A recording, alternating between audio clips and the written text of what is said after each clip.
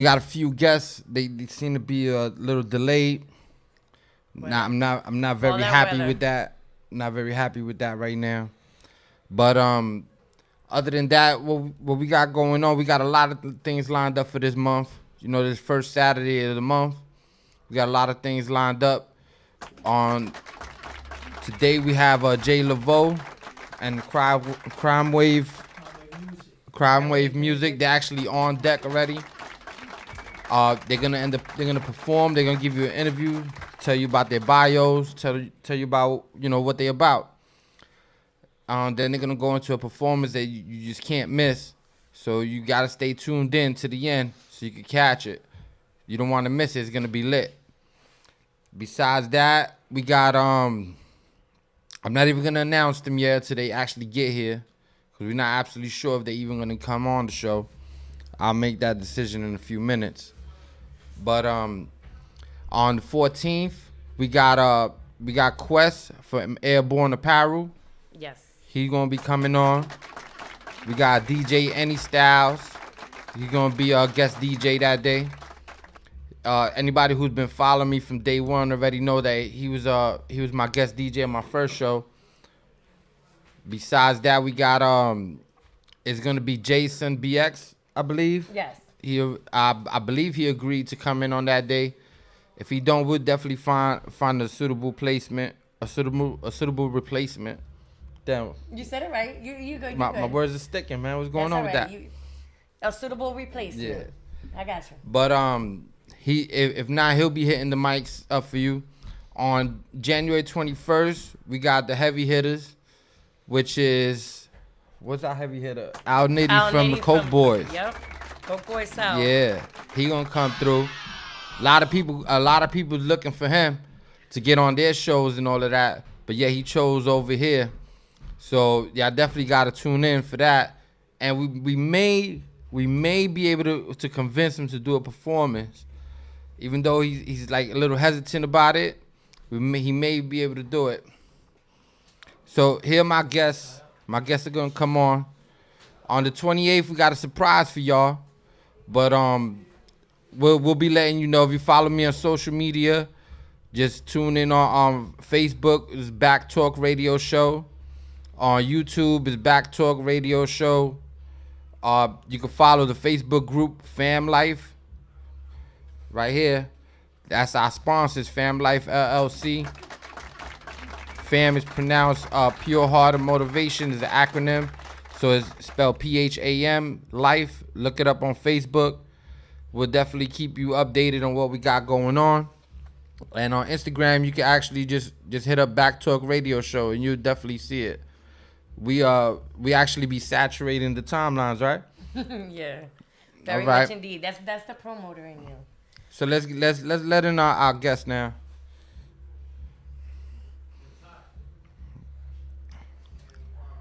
You guys are coming straight on. Come watch the camera. We got two chairs. We got two chairs, so two of y'all sitting, one of y'all standing. Go ahead, go straight on. You guys are live. Yeah. You guys can introduce yourself. You're live. The camera's right there. Yeah, like I was already telling our viewers, we didn't know if y'all was gonna end up coming on because y'all was running late. Yep. But sorry about that. Maybe y'all could introduce yourselves, let them know what y'all about. Right. Who are y'all right now? Okay. Before we go into the actual interview. Yep. So I'm Chris. I'm an underwriter with WallStreet Funding. .nyc. This is my partner here.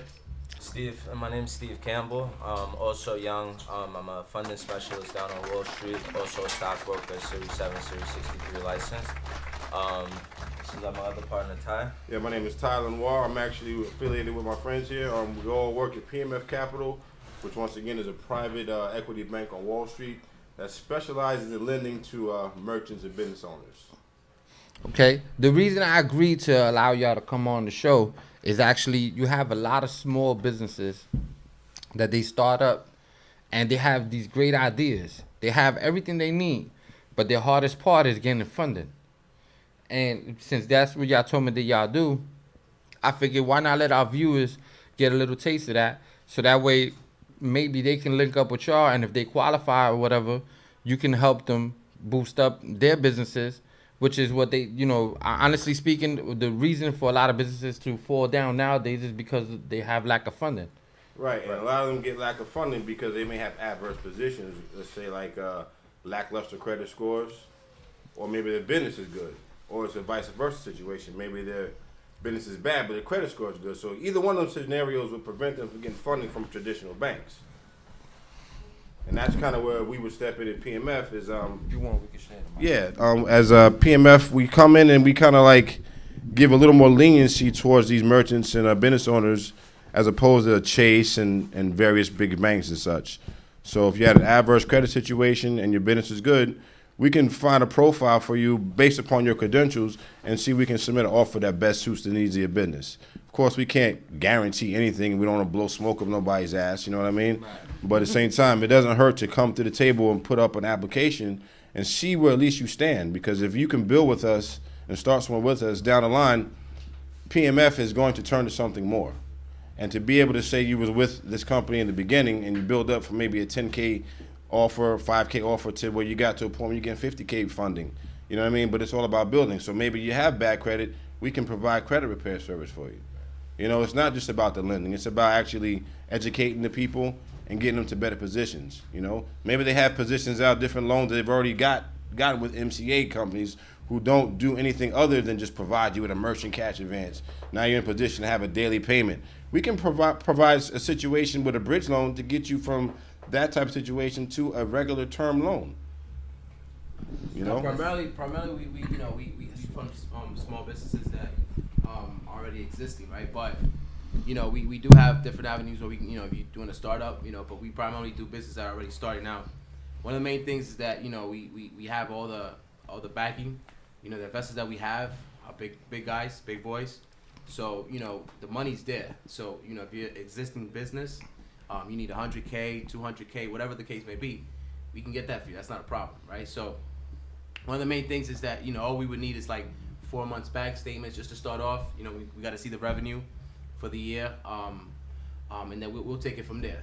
We have... So hold up. So how long does a business actually have to be in existence to qualify for your help? So just 4 months. Just 4 months and more and better. Because we need 4 bank statements. Okay, because you do have a lot of businesses out there. Like, for example, I know people that they actually had a great idea, and they went out there and they set up an LLC or whatever it is, and they got their businesses going. But then they didn't think ahead to say, okay, well, I need this amount of money in order to keep going. right. You know what I'm saying? They got their initial inventory or whatever, but after that, they run out. Right.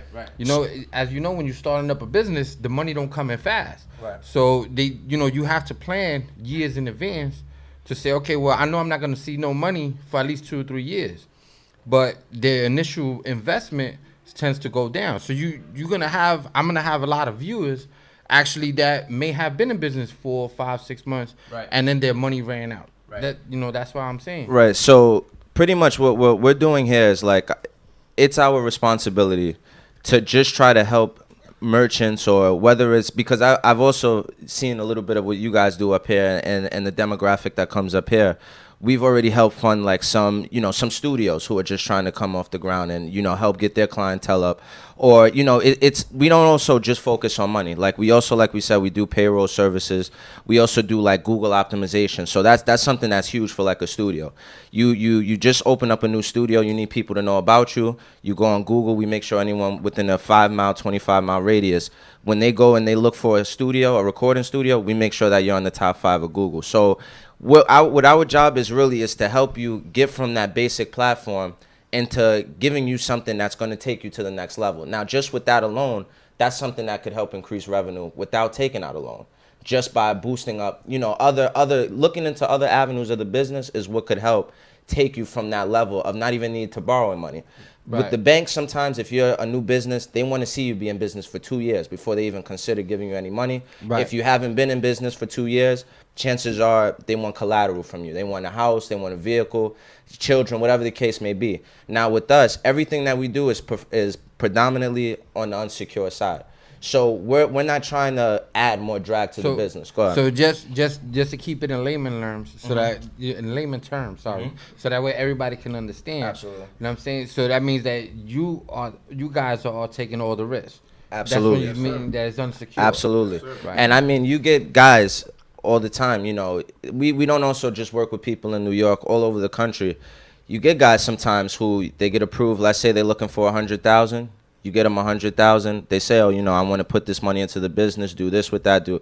You find out they didn't even do that with the money because it's unsecured. So once we give you the money, it's kind of like you do whatever you want with it. Right. So it's important also to have that two-way relationship where I can trust you and say, listen, I'm going to help you out.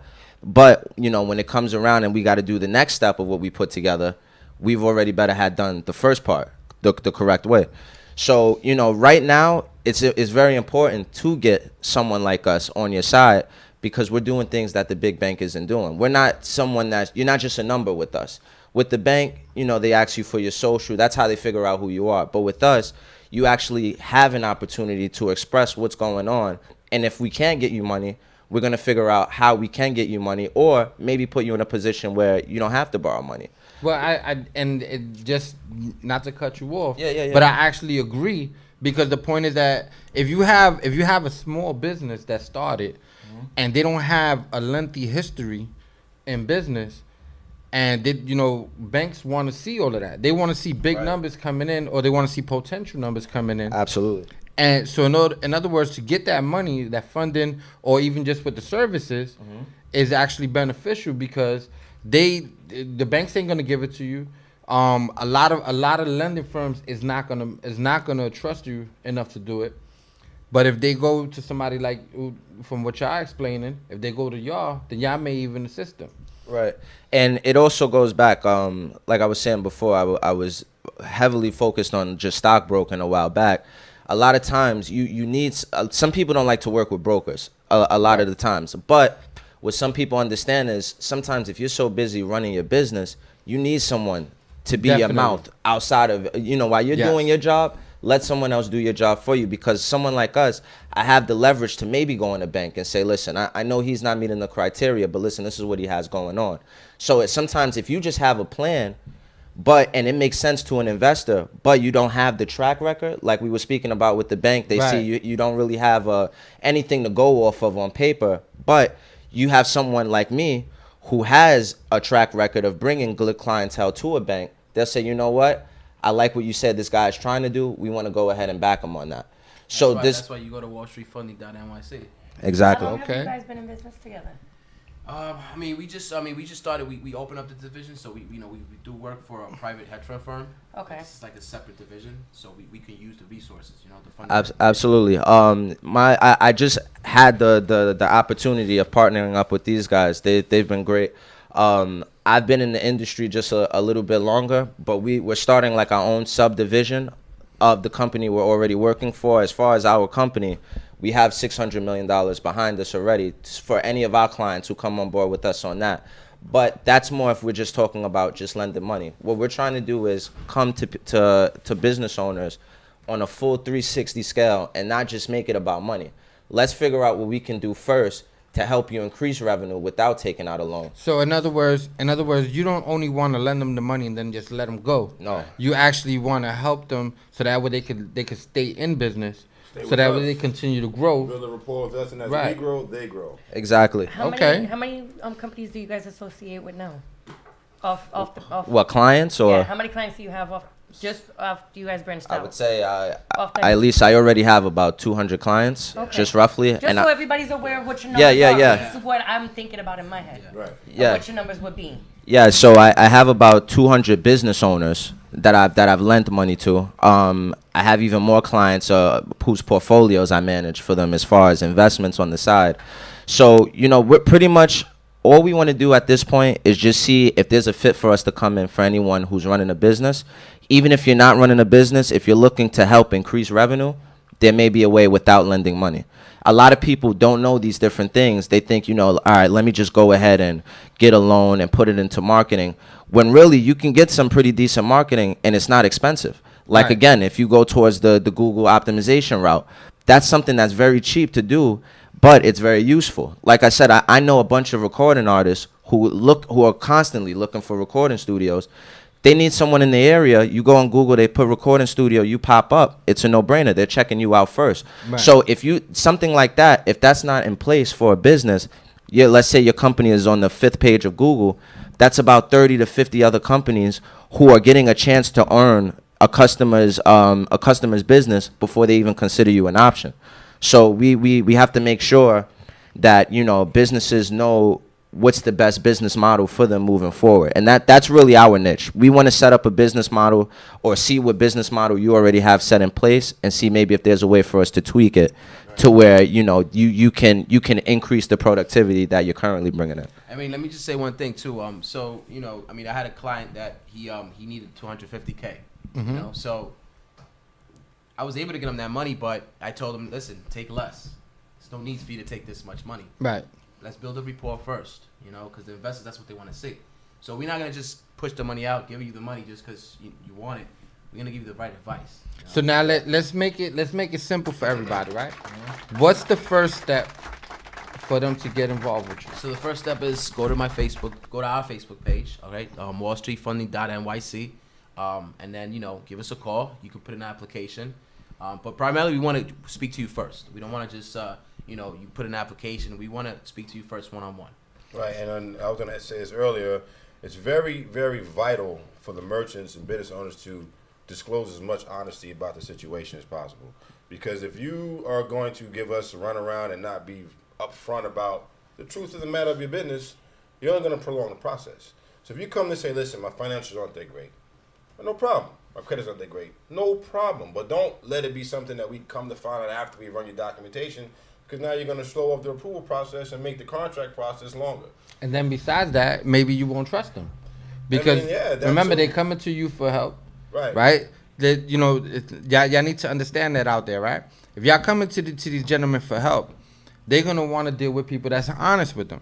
It's like you go into the store and you say, well, let me get credit for 10 pounds of rice. And, you know, you like, well, I'm going to pay you Thursday. But yeah, you already took something and then you didn't pay on the day that you said. Are they really going to lend you the 10 pounds? Are they really going to give you the credit? They're not. So you have to come honest to them and you have to tell them everything up front so that way they can assist you and they'd be willing to work with you. I have a question. You guys said you go off the bank statements, right? Do you go off of the merchant statements also?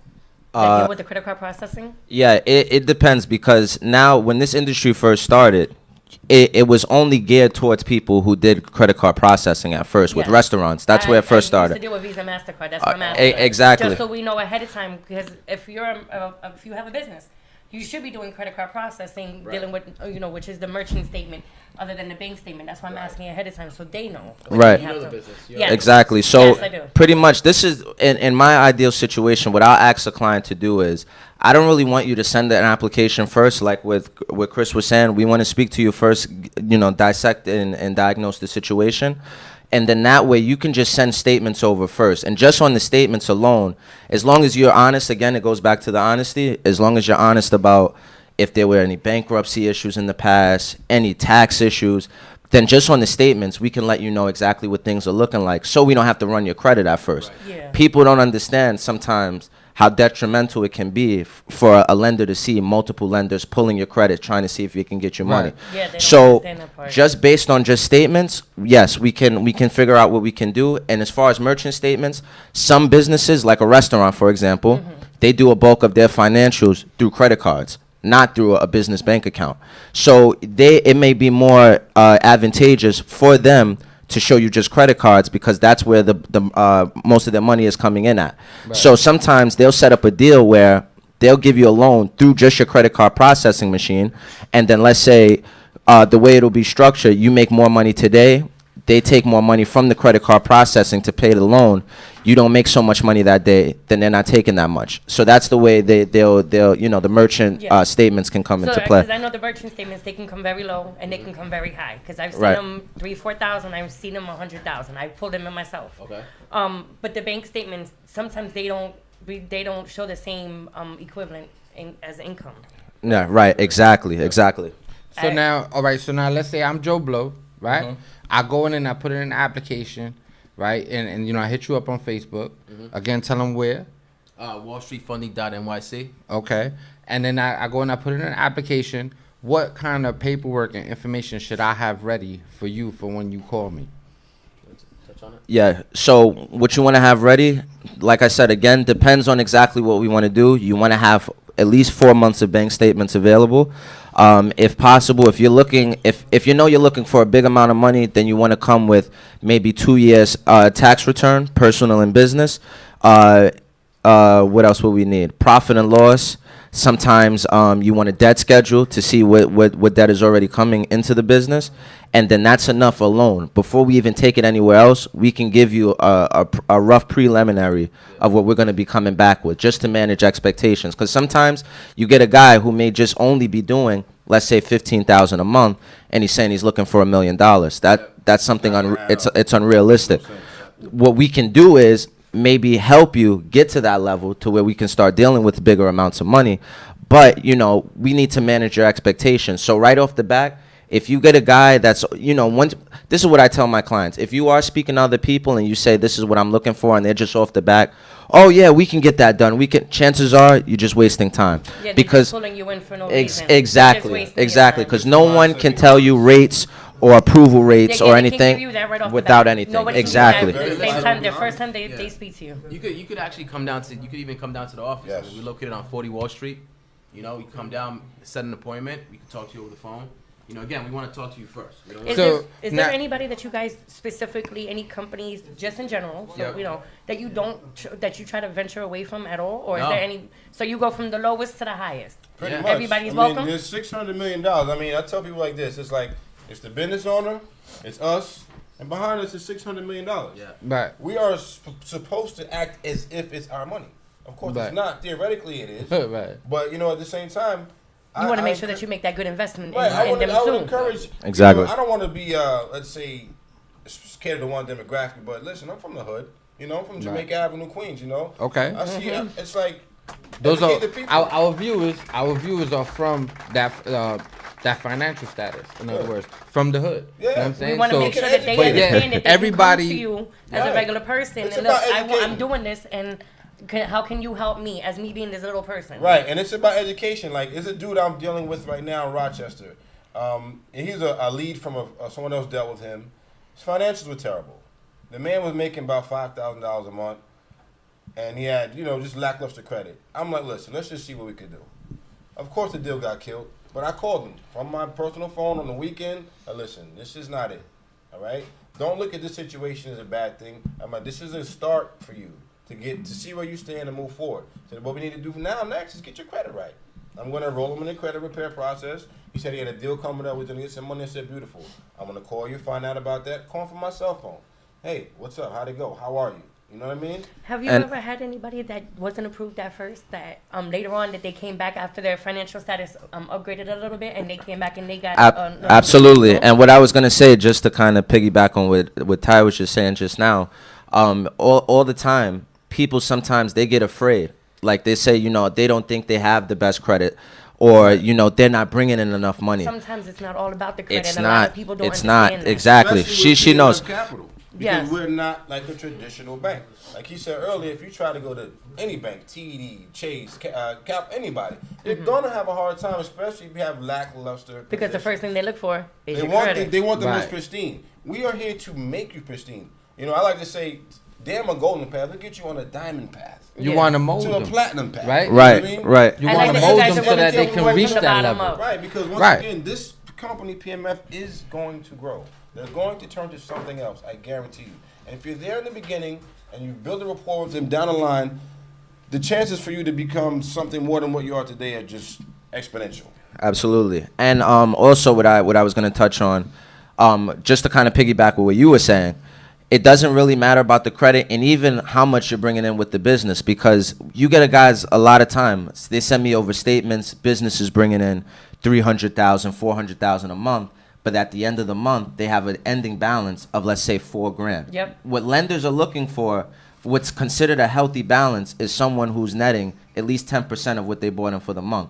So if they see that you did $100,000 for the month, they want to see at least $10,000 left over at the end. Yeah, they don't want to see that all going into Exactly. stuff that's irrelevant. So it don't matter if you're making $500,000 a month. If you're finishing off the month with $5,000, a lender won't touch you. As opposed to someone who's, let's say, bringing in $15,000 a month, but they're ending off the month with 10 grand left over as a profit. He's actually making more money than the guy that's bringing in $500,000 through his business. So that's exactly. So balances, making sure your business doesn't have any negative days during the month. Those are things that kill the deal before credit. Credit just affects the rate that you're going to get. Exactly. Not the approval. What you want to focus more on is making sure throughout the month account isn't going negative, that you make sure your cash flow is healthy. At the end of the month, they want to see at least 10% of the revenue staying behind after the month is finished. You can bring someone like us 10% of the you can bring us an ending balance of the month, 10% of what you bought in. We're gonna get you a great deal. Period. That kind of makes sure that the money keeps on flowing and you guys are able to get your end of the bargain, and as well as their exactly. And they call that the future receivable, so they can actually see what is your potential down the line. So you know what, it's a risk worth taking because we see he's trending in a certain direction. Because if that money's going down, then that's not good for trending business. in a bad direction, and then exactly. You have other options. I mean, it's not like that's the only thing that we can do, you know. But you know, that's why we want to talk to you. You know, let's see where we're at now and where we can be at in 2 years or 1 year. So you know, just give us. There's no business that we won't deal with. I mean, let me see what 10 years from basically. You know, not that I know that you don't want like everybody flooding your Facebook. No, send everybody. But come through. Send everybody. What I was gonna say was that if you have a business that has been in existence for at least 4 months, then hit these gentlemen up, because the point of the matter is that even if you're afraid that they say no, you're never gonna know unless you try. That's right. Because the point of the matter is that some people, they have great ideas and they have a business running. And then say, well, damn, you know, I got, you know, about $1,000 left, and I don't know what to do with it, but I know that next month I'm gonna be shit out of luck because I'm gonna be broke, or I don't know how to deal with payroll services. Right. I got a bad credit history, and I don't know how to fix it. But these are the times where you need to reach out to gentlemen like them, who's gonna help you. So that way, maybe your business can actually stay in business instead of, you know, shutting down. Yep. Listen, we deal with like I mean, we have partners who wear $2,000 suits. They do the same thing. We do the same thing they do. They got a lot of money, but we want to cater to small business owners. You know, we sharks, but we want to do the right thing. So that's actually what I like about y'all, because the point of the matter is that a lot of my viewers, they come from the hood. They're middle class. Right, so you know, middle class, and again, I speak up for the lower class because they're trying to get up to the middle class. Facts. So the point of the matter is that if banks cater to the higher class, they cater to the middle class that's on the verge of becoming the higher class. That's not gonna help my viewers, but y'all can help my viewers, because what happens is this: they come in with a great idea, they come in with a business, they start up a business. And, you know, for lack of planning or lack of funding or whatever it is, they don't have that assistance from outside. Then they go out there and they search and they get scammed. Exactly. So when they 100%. get scammed, now they see gentlemen like you who's doing the actual real deal, and now they're afraid. So the whole point of the matter is that I support, you know, businesses like that that's actually going to help my peoples. Definitely. And also, just one thing I also wanted to touch on. I always tell a lot of my clients before they become clients, because believe it or not, you got people, like you said, who are either scared or they just want to stay away from debt. You get what I'm saying? Right. But sometimes you look at a guy like Warren Buffett. He's a huge investor. One of his big phrases is other people's money. You want to take out money to go ahead and put into your business, not your savings account. You don't want your savings account going into the business. OPM. Other people's money. That's a fact. So, So a real term, by the way, pardon to cut you off, but I studied real estate, and that is a real term. Like, it's in the book. It says OPM. It's not something that he made up. It's like a legitimate term. Right. He got I it have a from somebody. question, which might kind of throw you all off, which is something that you really don't want to talk about up front. But once you lend them the money, what is the percentage that they get to pay you back a month? Is it every month? Is it every 6 months? Again, now it depends what you're looking like. Like if you're coming to us with 550 credit, again, it's a two-way street. When you're dealing with an uncollateralized loan, the lender is taking just as much risk as the borrower. So it has to make sense on both streets. Now, with that being said, a lot of people, sometimes you can be looking at something along the bank, 3%, 4%. But if you're coming in tax issues, 550 credit, You can be looking at well over 30%. So let's say I started out with you, let's just say 5%. And I think that that's too high after a certain amount of months. Would you be able to negotiate that? To bring it down Absolutely. or up, or the biggest thing with us is we just need the leverage at first. So if the open door is usually more expensive than any other round of funding we do with you. We just have to get to know you on paper a little bit. Yeah. Once you can you show us that residuals coming in that's constantly it. before anything That's goes it. Exactly. or fluctuates. And then especially if we see that you use the money for what you said you were going to do it for, and then you send us, let's say, bank statements down the line once you finish paying that one off and your revenues increased, it makes sense to keep working with you, and now it makes sense to go ahead and be able to negotiate the deal that you wanted from jump, because now I have that leverage. Yes. So it's all about that. And also, before I get too deep into that, I wanted to say, complacency is the number one enemy of success. That's what I tell all of my clients. Me, I'm young. I'm 24.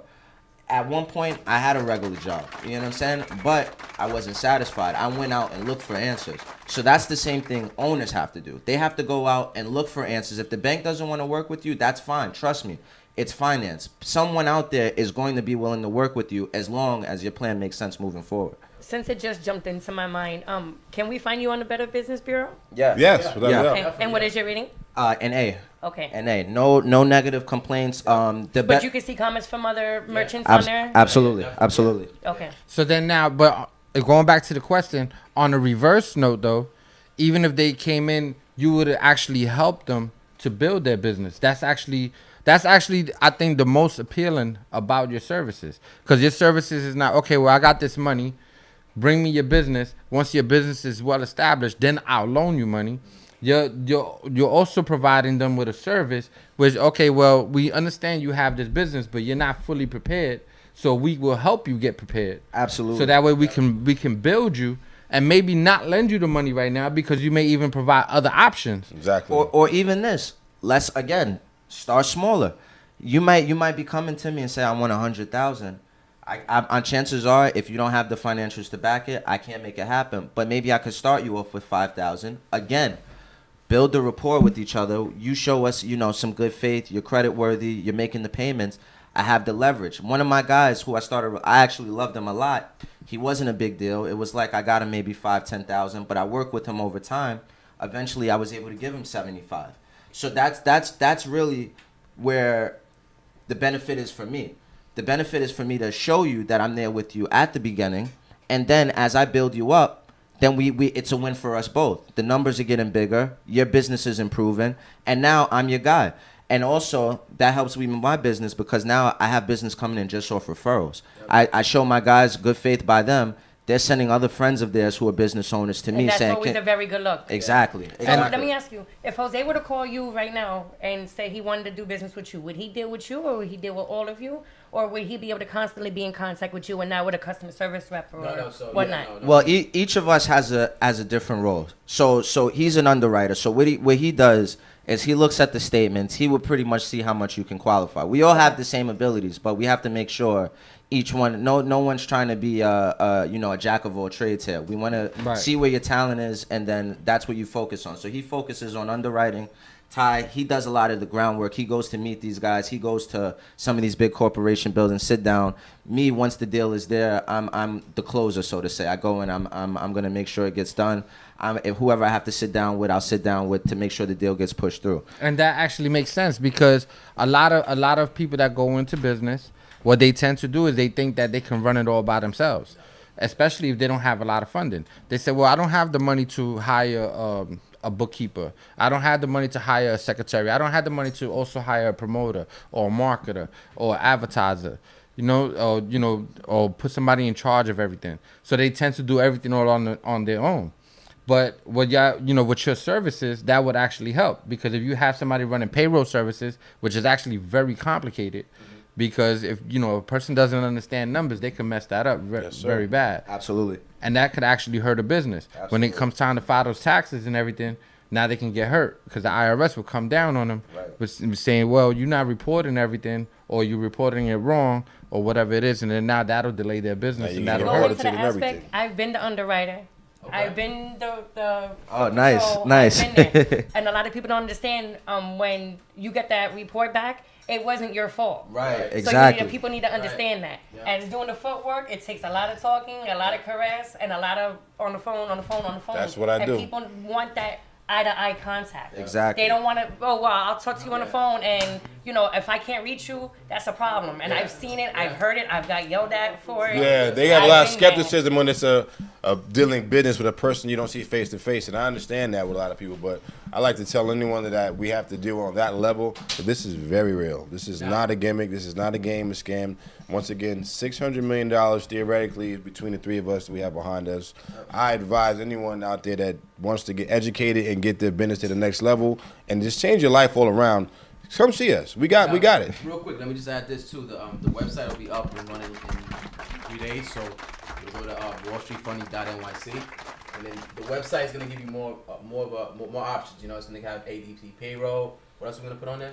It's going to be ADP Payroll, Credit and card we're also, services. the credit card services, Right. and also not just cash events. We also do work on the collateralized side as well. Right, yeah. But You guys work with Shift Gig, don't you? Shift Gig. They work with ADP also. Yeah, I think Yeah. I did hear of Shift Gig. We're actually working with something called BMS, Yeah. Benchmark Solutions. That's what we're working with. Yeah, I know about them also. Oh yeah. Oh nice. So you really well I informed. used to work on See, 34th Street. I've been in that. I brought, very I nice, brought out very my nice. own heavy hitter to be able to verify your business. That's why I know about the percentages. I know Right, about right, the right. underwriting. I know about the foot patrol. Yes. I know about the merchant You processing. know we the real deal here. Yeah, Yes, I didn't want to sit up here and just sell Yeah. your business. Right. Without doing my own little verification. Of course, So of I came with course. my little silent weapon. Of and I course. put it Definitely. there. So that way she would know.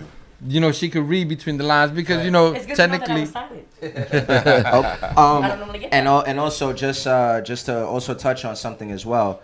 What we want to go ahead and do is, even for someone like yourself, we just want to be able to connect people within each other as well. So like I have some clients of mine, like for one guy, he's in oil. Another guy of mine's in a trucking company who hauls oil.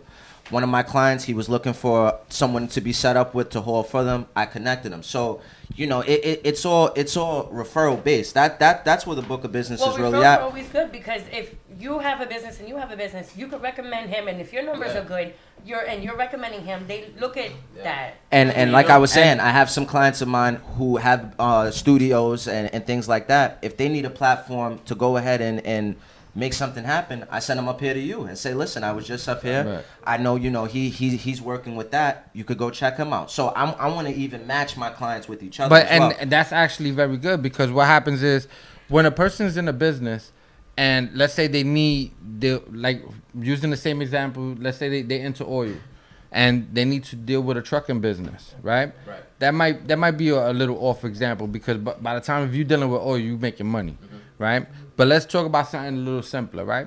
Let's say you have a clothing company, right? So now you have a clothing company, and then now you want to look for a new printer. Right. You want to look for a new printer services to do your hats, to do clothes, whatever you're going to do.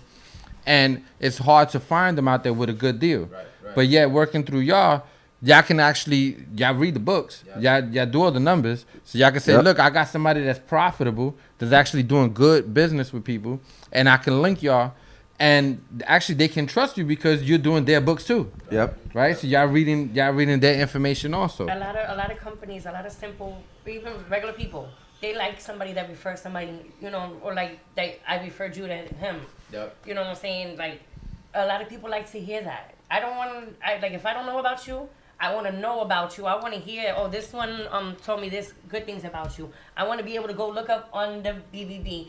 And be like, oh, well, look, they got an A rating. That's good. Oh, my God, look at the comments. Exactly. Yeah. That's Yeah, good. it helps your credibility, and Yes, it credibility does. is very important in this It is. industry. And a lot of small businesses and a lot of big businesses go by that Better Business Bureau rating. Yeah, that's a big thing. And if they got that little stamp, yeah, it's good. Yeah. And also we like we said we're working on our own website, the WallStreetFunding.nyc. In the meantime, if anyone is currently looking for something, you can just go to www.pmfus.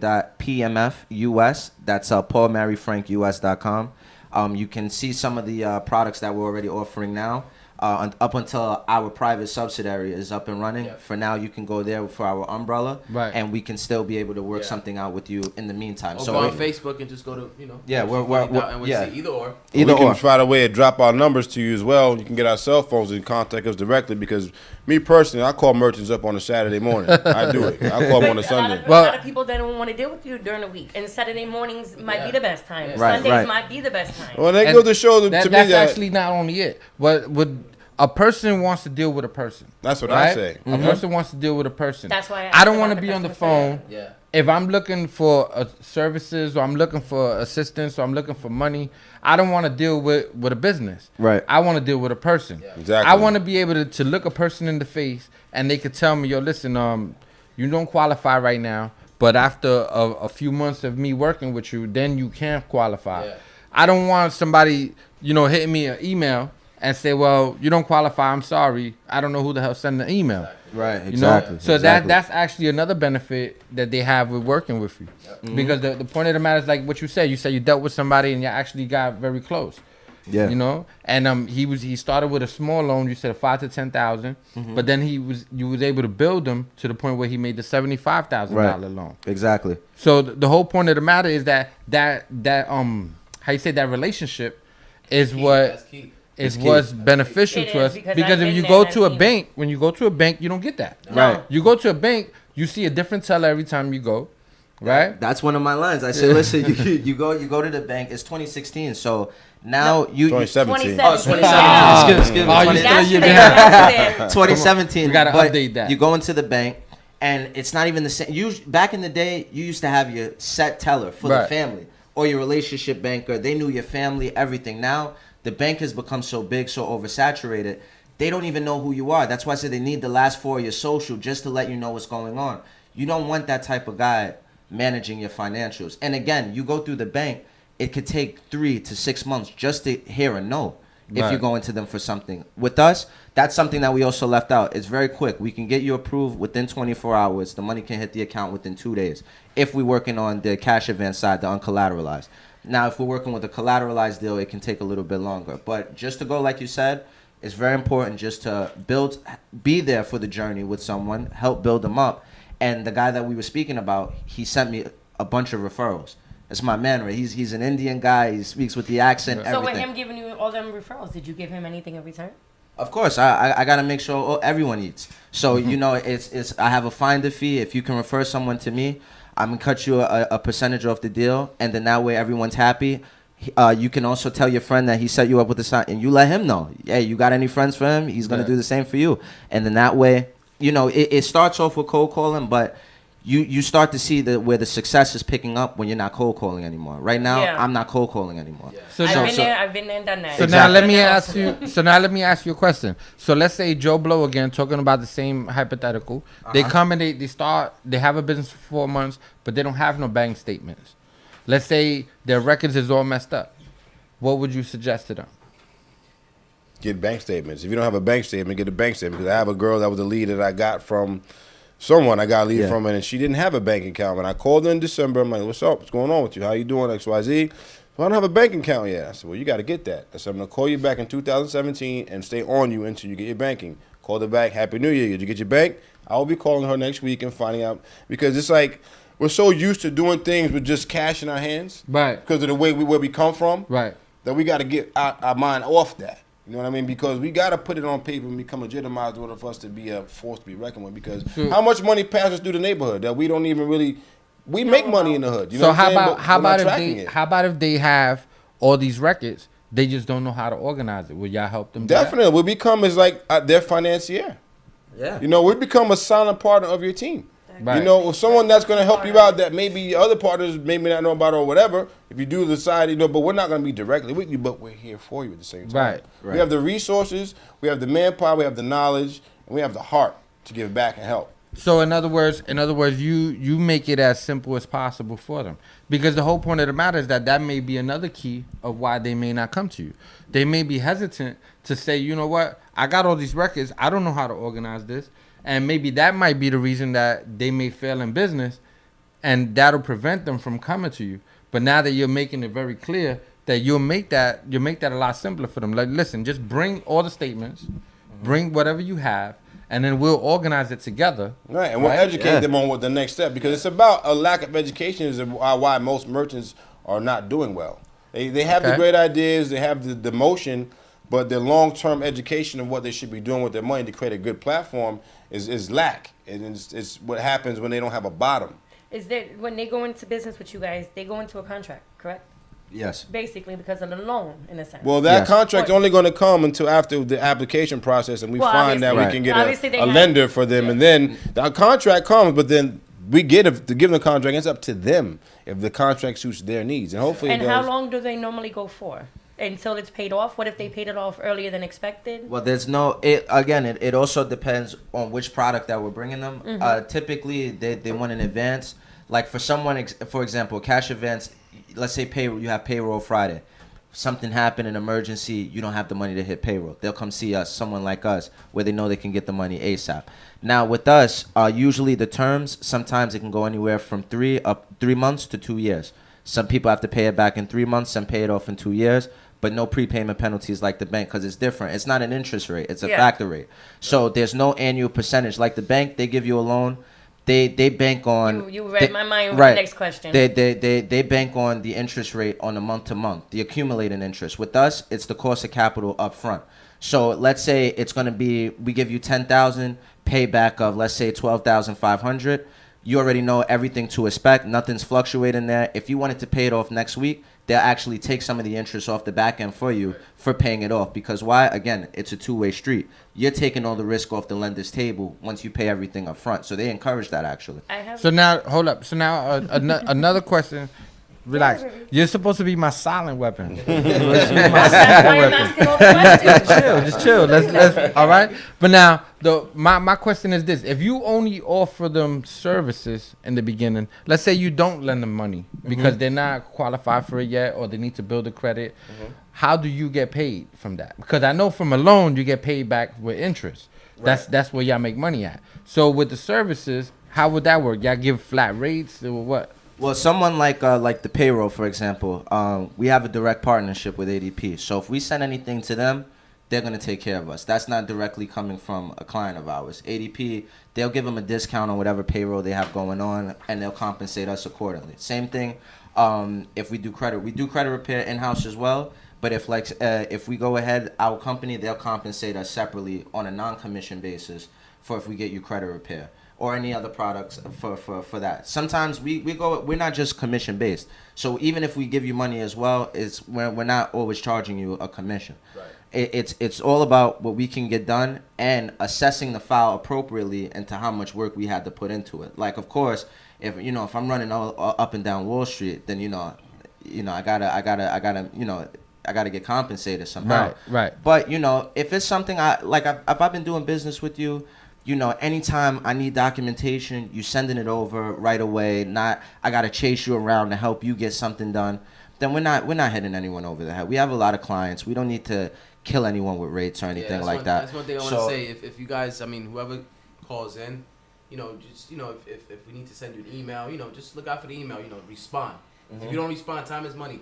And with these guys, they big guys. The minute that you have hesitation or you're not following up, they'll kill the deal. So be ready. So hold up, bring it back, Joe Blow, right? Joe Blow comes. He wants a $50,000 loan, right? Okay. He comes into the door, with these ideas that he wants $50,000 from you, but then after you evaluate his system, you say, well, listen, right now you don't need the $50,000. You don't qualify for it. Let's help build and mold your business a little bit so that way you can qualify for something like that. And then you offer them payroll services. You offer them credit repair. Okay, so now hypothetically speaking, what kind of bill would you give them? Because remember, they coming to look for money. Well, let me get that. There's no bill up front. We don't want any money from you up front. There's no bill. Okay. See, the main thing what we do is, like I said again, it goes back to honesty. You can, like Joe Blow comes in and says, I want $50,000. Okay, are you realistically can afford a $50,000 loan, are you making even that much on your business? You know what I mean? Right. So it's about the honesty. Of course, anyone wants any amount of money. Right. If I say, hey, what can I put in your bank right now? You say, shit, $1 million. I'm pretty sure you get a lot of people. You know what I mean? A lot of people come but to you like that. Do you qualify? Right. Once again, it goes back to the honesty. You have to be real. You got to say, listen, my credit isn't this. I have bankruptcies. Then we can start. We get it, like you said, it comes on black and white on paper. We get a synopsis of what you're doing, and then we proceed forward from there. So then, in other words, you would jump into the services, and then after the services, you would determine, okay, well, because of what we did for you, this is what you will owe if you once you qualify for this loan. Well, basically, to a certain extent. Once you apply first, it's free to apply. That's nothing to cost you out of your pocket to apply. We're gonna charge. You're gonna get charged based upon the service that you acquire. If you need credit card processing or you need credit repair, all those come at a different rate as opposed to a loan. You know what I mean? Right. So nothing is set in stone of a X amount of price. It's all based upon the individual and what they're bringing to the table. And then, of course, like what he said, the term that he used, ain't nobody gonna hit him over the head. Right. In other words, you're not gonna seek to rob them. No. To make them broke after you give them these services. No. Do you because ever your try to whole push the issue of money though, like if they qualify for 20,000 and That's my you secret say that weapon, they my silent might one. want more, like they qualify for more. Would you ever push for that higher amount? I mean, honestly, what you mean? What if as far as negotiating? Yeah, let's say that they qualified for 10. Oh, they asked for 10,000 and they qualify for 50. Would they be able to? Would you push for that more money? Yeah. As you being that personal rep? I mean, I believe in just letting everyone know their options. So if only you wanted 10,000, you got approved for 50. It's like the old Wall Street saying, you can always take less, but you can never ask for more. So at that point, I say we have 50. If you want only 10, take 10. That's fine. So I took 10 from you now, and 6 months from now, I actually need a little bit more. You got that. That's going to sit on the side for you. Yep, absolutely. Okay. And then on top of that, you also gonna look at their plans. You're looking at their records, and you're actually gonna tell them if it makes sense for them to take the amount of money. Mm-hmm. Because like what we was just talking about, everybody has this idea of what they want, but they're not everybody, but some people may not know what they can actually handle. Because like right now, our viewers looking at this, and they may say, "Wow, you know what? I could go hit them up for 100,000, and I use this 100,000 for this and this and that," and then not knowing that it's not going to bring back the amount of money that they need to pay it off, or to make any money out of it. Right, exactly. That's where education comes into play. Right, you got to be educated, and this is where it's more of a building process because, like with the whole scenario with the 50,000, okay, it makes more sense to take less, actually, in my opinion. Yes. Because if you take less, knowing that you're approved for more, you can handle the payback of the 10,000 and proceed to maybe get 100,000 down the line as your business grows. But it's about the stepping stone. Start from the small and build up because Rome wasn't built in a day. No one has success overnight. Right. Nobody does. It all takes time and effort in building up. And education and honesty are the main keys to making this work.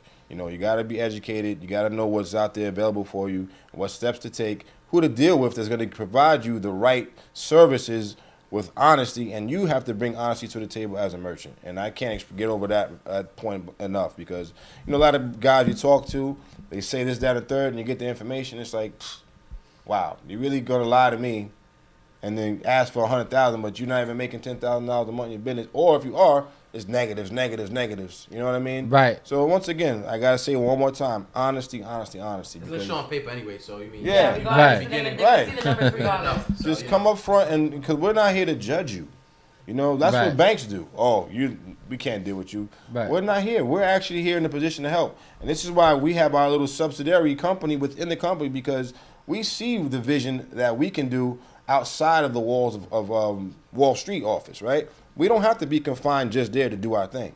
This is why we're here now to stress to the world and try to get people to understand. So now we get into the time, right? So again, I'm going to give you our opportunities. Hit them again where they can find you. Okay. Again, repeat to them what they're going to need before they even call you, and then what they're going to need once you get in touch with them. Okay. So as far as finding us, and I'll let you deal with the paperwork. WallStreet Funding. .nyc on Facebook, okay, and website will be up in a couple of days, but you can go to PMF. Yeah, www.pmfus.com. Also, just to get started with us, if you want us to take a look, we don't need you sending over an application. We don't need to run your credit. If you want to just inquire about anything, there's no type of consulting fee, anything like that. All we want to do is just bridge the gap between, finding a solution for the business that could help better things, and then take it from there. It doesn't necessarily have to be about borrowing money. Again, we also offer other services, such as credit repair. We also have ADP Payroll partnership, where we're giving discounts to all of our clients. And we also work on other things such as cash advance, equipment financing. We have invoice financing. You name it. Credit lines of credit as well. Anything. SBA 7As, if you're familiar with the small business administration loans. Real estate. So I think really what's advantageous, also it's the beginning of this year, so if anyone knows anything about funds being allocated, investors' quotas are the healthiest right now. So right now is the best time to get locked in for the best rates or anything like that. So if you are inquiring, looking for anything for the business, reach out to us. Our website will be up soon, wallstreetfunding.nyc. In the meantime, we can be contacted through PMF US. My name's Steve Campbell, Chris Rivera, my brother Ty. It's it's gonna be a good year. Yes, sir. Yes, sir. All right. So we had a great show, Oren. We're gonna go into break, right? After the break, do not tune out, because we got Jay Lavoe and CrimeWave music. They're gonna come on. They're gonna hit you with a good interview, and then afterwards they're gonna have a lit performance. So you don't wanna miss out. So Shout out to CrimeWave. All right. Shout out. Thank you. You're welcome. Thank you for having us. Thank you. All All right, man.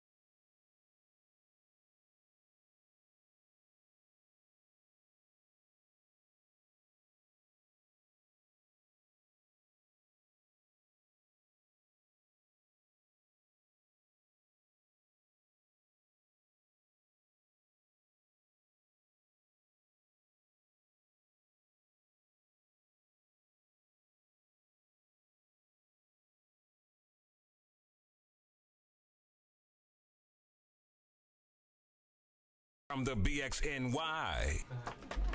All right. We back. I know you just seen you seen a real long interview with a lot of numbers, a lot of money. You know what I'm saying? I hope you kept up, because now this is where we can have the fun part. This is where the entertainment coming at, right? So you got me, of course, Cripple3030. You got my wife. This was it was supposed to be my silent weapon, but it became my secret weapon, right? And she was actually shooting guns. She was actually shooting guns. You got Nicole here. Hi, my wife. And then we got Jay Lavoe and CrimeWave Music. So let them know who you is. That's right, man. I'm Jay Lavoe, vocalist of CrimeWave Music. You know what I'm saying? We're new movement, new team that's starting to get it out here. We actually do Spanish hip hop. You know what I'm saying? We do a variety of things from old school to trap style hip hop. You know what I'm saying? And we moving right now. We located in the BX. You know what I'm saying? We represent for the people out there. We trying to give a voice to those that want to speak but can't speak. You know what I'm saying? Because we come from... Wow, that's consistent. That's consistent with Backtalk. Because that's what we talking about. We never stay silent. We talk back.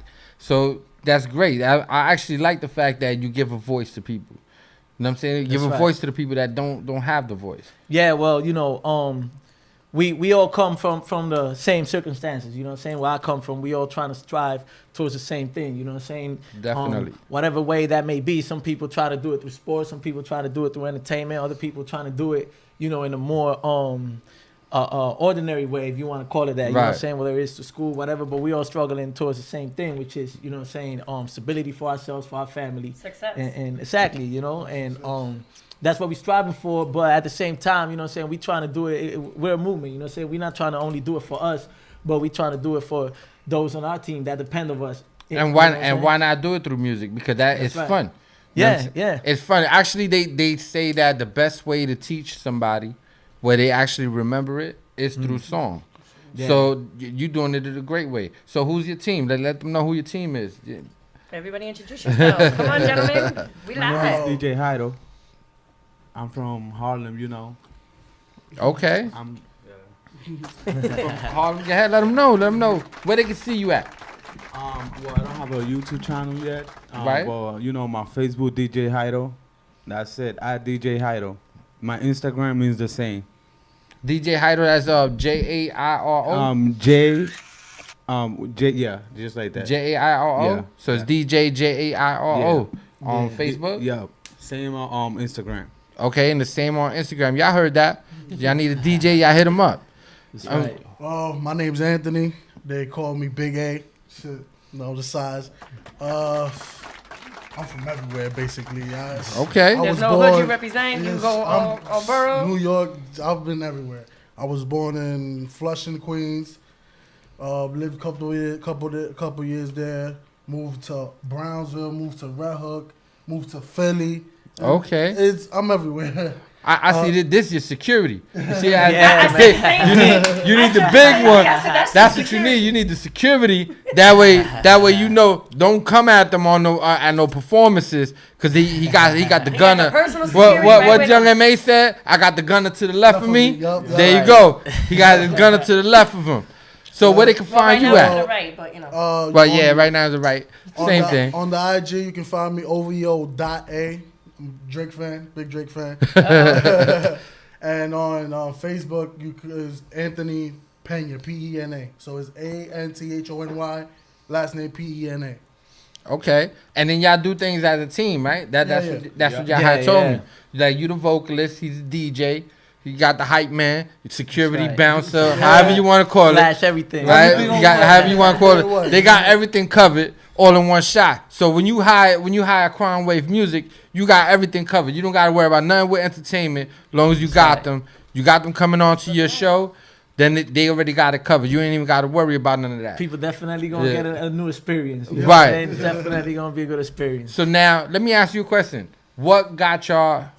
What motivated you to get into music? Who was your inspiration? Well, me personally, I've always, from when I have memory, I've always loved music. You know what I'm saying? All kinds of music, but particularly hip hop music. You know, and I grew up in Puerto Rico. I was born and raised in Puerto Rico to where I was about 15. What part of Puerto Rico? From Santurce. Okay. Yeah, which is a residential area of San Juan, and I grew up listening to back then, the few Spanish hip hop artists that were coming up back then. You know what I'm saying? Like Vico C and Ruben DJ, a couple people that are well known out there in my generation. You know what I'm saying? Right. I'm 35 years old, so I'm okay. Yeah, I've been and then when I came out here, you know what I'm saying? Like when I heard the hip hop out here, you know what I'm saying? Like I'm a huge English hip hop head, you know what I'm saying? Okay. Who do you think is the best out right now then, since you threw that out there? Well, I think overall, you know Right what I'm saying, as an artist, Yeah. you know, if you considered lyricism, the choice of beats and as far as creating a movement and a business and completing what we actually here saying we're trying to do, I think the best example of that is JC, you know what I'm saying, is And overall, who's the best? Jay-Z? Well, I would say that. I would say that because, you know, he's still doing it now, and he's one of the few that did it with Biggie. And you know he's what in I'm his saying? 40s, and Yeah. I think Yeah. I'm a Like- big Jay-Z fan. Big Yeah, Jay-Z and fan. Not like- just because I'm from Brooklyn, but I'm a big Jay-Z fan. And he's From not. Brooklyn. And he's not just taking it over I did that on with Brooklyn, Harlem, and the Bronx. Thank on you, the Max. English. She's hip-hop infiltrating. side. She infiltrating because now she in the Bronx. She want to bring Brooklyn to the Bronx. But okay, shout it out to Brooklyn because I got my Nah, people yeah. from Brooklyn. Shout out to Brooklyn. I'll be out Yeah. in Brooklyn all the time. Shout I'll be out in Bushwick. Brooklyn, Shout you out know what I'm saying? Brownsville. Canarsie.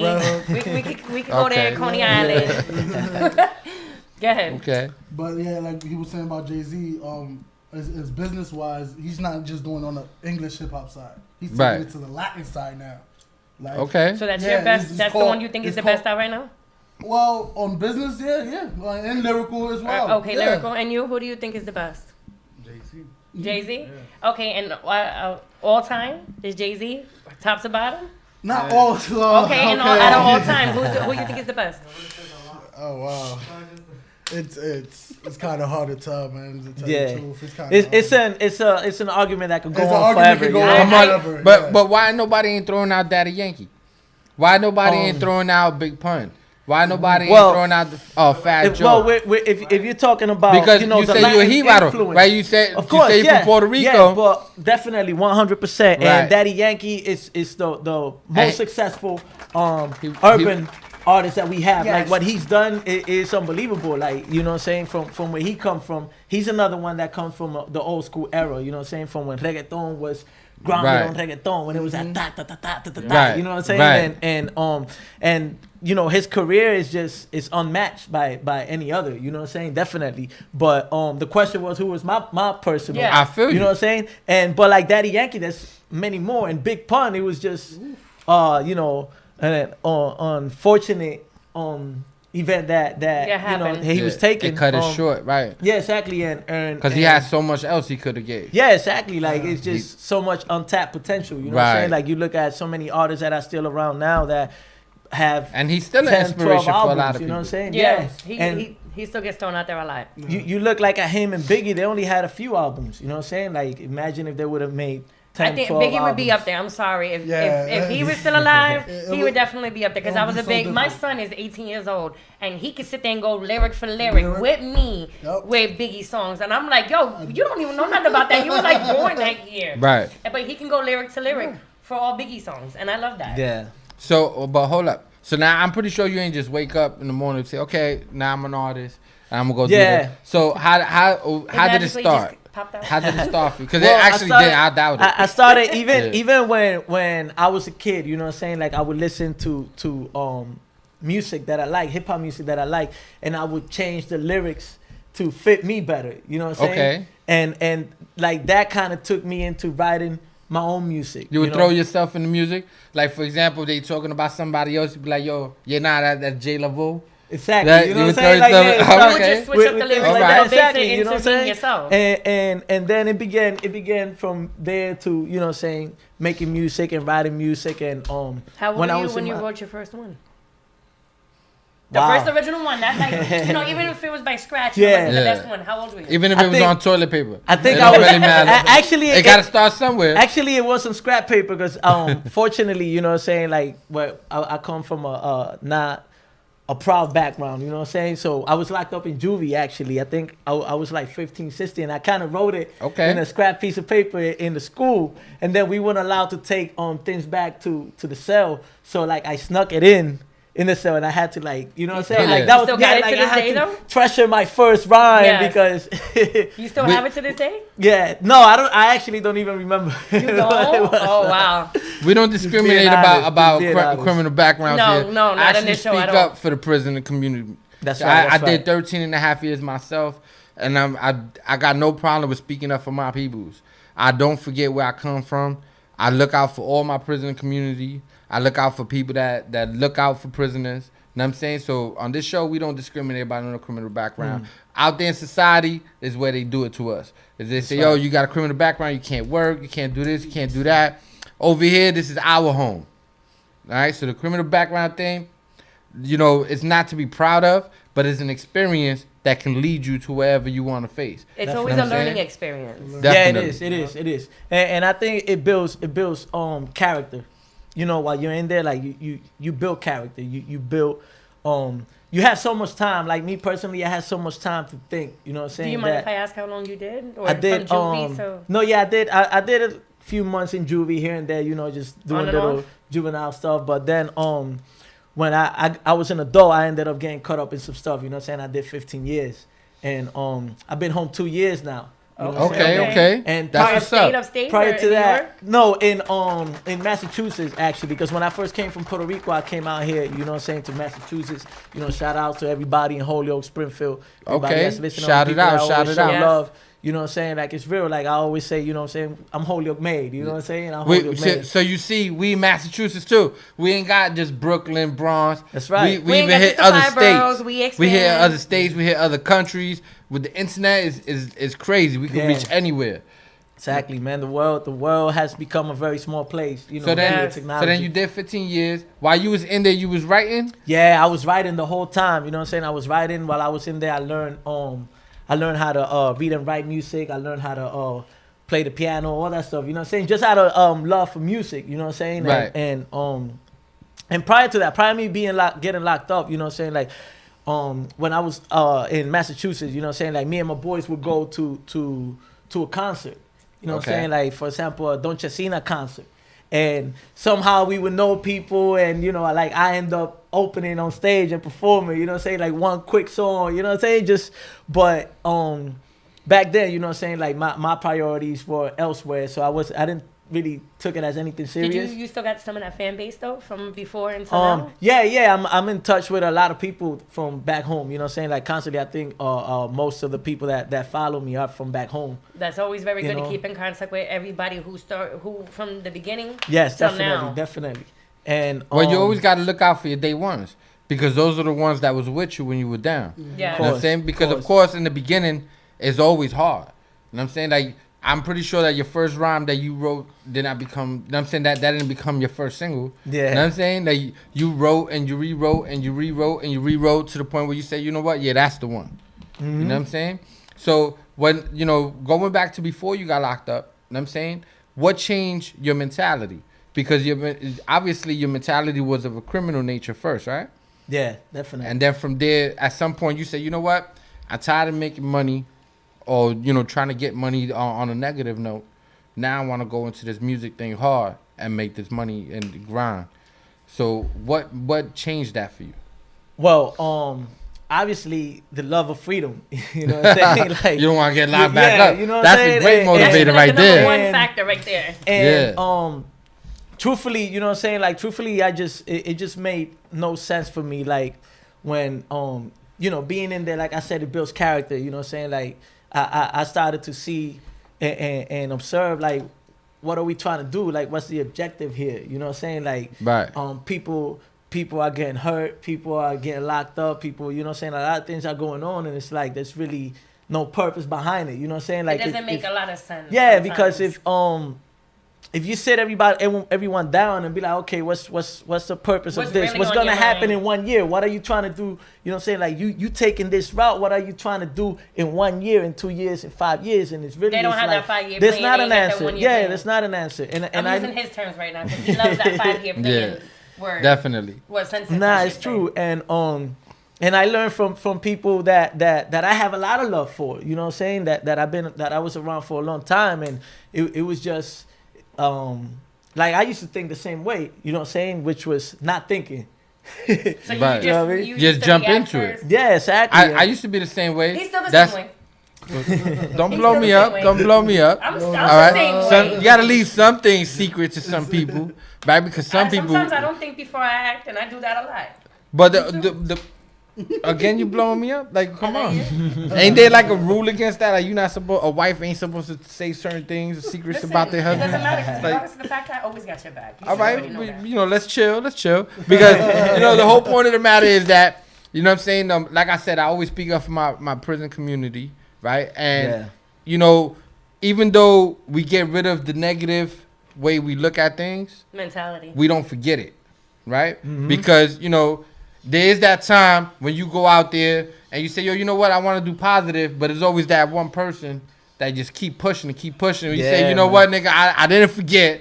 I can still check you the same way I would have checked you back. You know what I'm saying? When? You know what I mean? Definitely. So that's always in there. But like what you were saying that in other words, you use that experience to build your character to the point where it'll help you mature. You actually looked at the situation differently than the way you used to. Yeah, and I think you know what motivated me to actually pursue that was besides freedom, my music as well. You know what I'm saying? Because I felt that I have something that could actually become something. Right, you got something that could make a difference. This Right. is what You know what I'm saying? inspires you to be you. Exactly. Right. So I felt like, you know what I'm saying, why not try it? Why not go out there and, you know what I'm saying, and make it happen. You know what I mean? Right. And that's what we're out here trying to do. You know what I'm saying? And I just want to say, since we're on the topic of people being locked up and everything, you know what I'm saying, that there's a lot of people in there, a lot of good people that's in there that don't have a second opportunity, that deserve a second opportunity, maybe even more so than I do. Right. You know what I'm saying? And that's just a reflection of how messed up the system is. Yeah. Definitely. You know what I'm saying? Yeah. And, I agree with that. And the fact that they call it a system is already bad in itself. You know what I'm saying? Right. Because a system, you know, we're evolving people. We're constantly evolving. Yes. You know what I'm saying? No matter what. Even like with family, there's times where you clash because we constantly evolving, just individually. You know what I'm Right. saying? Now, as we evolving as people and we evolving as a society, we stuck with a system. Systems don't evolve. You know what I'm saying? So we stuck Absolutely. with a system that's like from the Stone Ages. You know what I'm saying? Definitely. And a lot of good people are paying the price for it. You know what I'm saying? A lot of. Is there a very big difference? You said you were locked up in you did juvie in Puerto Rico, correct? No, out here in You did Massachusetts, juvie yeah. here? How is this system different than how you've heard it is in Puerto Rico? Yeah, it's very different. It's very different in Puerto Rico. Actually, Puerto Rico. It was harder over there, wasn't it? It was, but it's actually a lot better. Over there? As Or far here? yeah, out there because the administration, they treat you with a lot more respect. They consider. Well, that's because from my understanding, right? Yeah, they don't I've play. I've never been to Puerto Rico, but I have been with a lot of people that were raised over there, and a lot of people that, you know, the real jibaros from over there is that the people in society itself, they don't play no games. Yeah. When if them officers go and they want to be abusive and they want to do different things, they actually will meet that out in the street. Yeah. People will take it to the street, and they know that, and this is why they give them that level of respect. Am I correct? I've heard Yeah, that it was definitely. worse over there. That's why I'm asking. And shout out to my cousin Giovanni, who's out there too. Been locked up, been down about 12, 13 years. He actually doing a 50-year bid out there. You know what I'm saying? Okay. Shout out to my cousin Giovanni, man. You already know, man. Hold your head up. Hit me up for anything. We always here, man. You know what I'm saying? I always talk to him, so he knows what's up. Have you gentlemen But- ever had any experiences like that? No. No? No. Oh, Okay. I was just curious. So see, but he's the hitter. This is what I'm saying. Yeah, It's like, Security. he He's can't security. because I'm the hothead Yeah. who's just gonna go right. crazy. He's the one that's gonna calm you let's get down. away with it. Right. He's the one that's gonna calm you down. He's gonna grab you. Yo, listen, hold up, Jay. Let's Oh, so not that's do why this you right two get along now. so well, and that's why we do too. Yeah. Yeah. Okay. Well, opposites attract. But the Well, whole he's my twin. That's kind of Well, but the whole point- because he's what- my twin. I'm just a female version. So what you were saying about the system is actually correct, because a person can go in there and they could go in for a mistake, right? Yeah. They can go kill somebody, let's say hypothetically speaking, and then they end up getting life because of it. But then even if they go in there, no matter how good they become, how much they change, there's no way out left for them, because now they already got life. So no matter what they could do afterwards, they can't get free no more. Yeah. They made that mistake whenever. You know what I'm saying? Sometimes it's even done as young as 16, 17, 18. But then now, when they hit 40 and 41, 42, 43... They're a totally different person. Right. They're a different person. They evolve, like you said. Yeah. And then they become these good people. But then there's no avenue for them.